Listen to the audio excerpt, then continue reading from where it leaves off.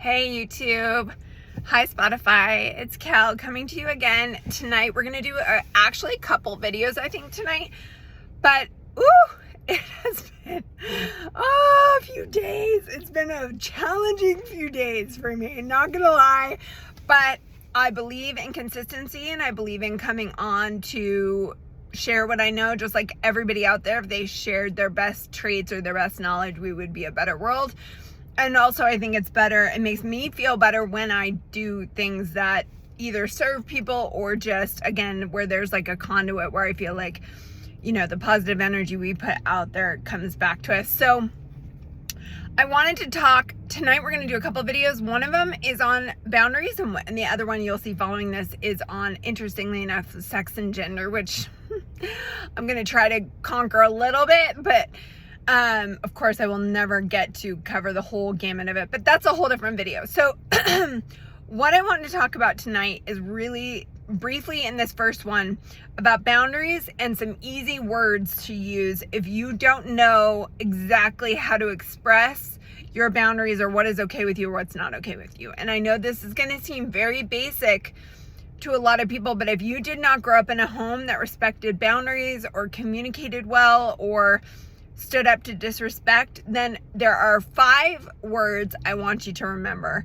when it comes to disrespect or setting your boundaries, especially in an interpersonal. And I'm more talking about romantic relationships tonight, but so basically, the 5 words are: it is not okay to, okay? So, and then you go blah, blah, blah, whatever that is, whatever the thing is that was not okay.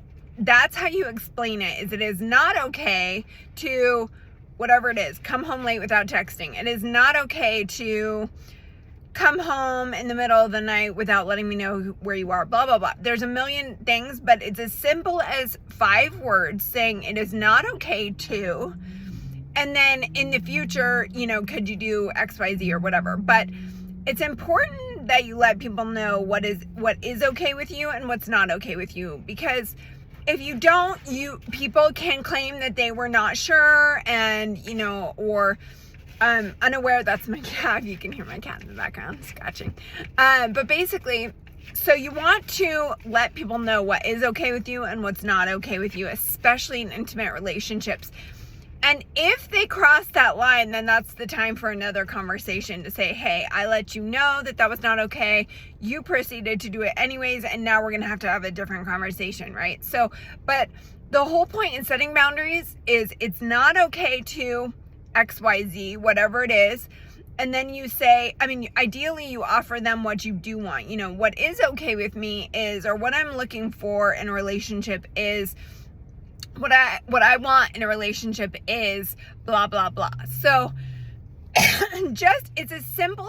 You know, it's funny because you would think that you don't have to give people these words, but I know even for myself a long time ago, I would get flustered and I just wouldn't exactly know what to do in a situation if I felt disrespected. And it is confident, it's respectful, it's attractive, I think, when anybody in any relationship lets someone else know, hey, when you did that, that was not okay with me. And so in the future, I want you to, you know, what I'm looking for in a partner is someone who will XYZ, the replacement behavior. So just a real quick heads up on some practical tips on how to assert boundaries and maintain your self-respect in a relationship, especially if you feel like something has been done that's felt disrespectful. So it's as easy as 5 words. It is not okay to blank with me, you know, or it's not okay with me to blank. Okay.